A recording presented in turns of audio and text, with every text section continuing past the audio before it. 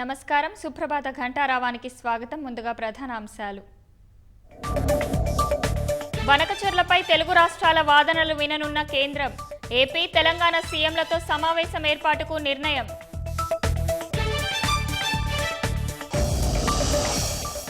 మద్యం కుంభకోణంలో 30 కోట్ల జప్తునకు సిట్ చర్యలు. ఏసీబీ కోర్టులో పిటిషన్ దాఖలుకు ప్రభుత్వం అనుమతి.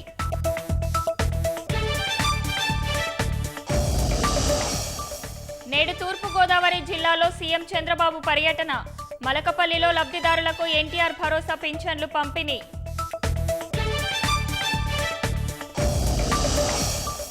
పాసమైలారం ప్రమాదంలో 19కు చేరిన మృతులు. 11 మంది పరిస్థితి విషమం. ఘటనా స్థలకి నేడు రేవంత్.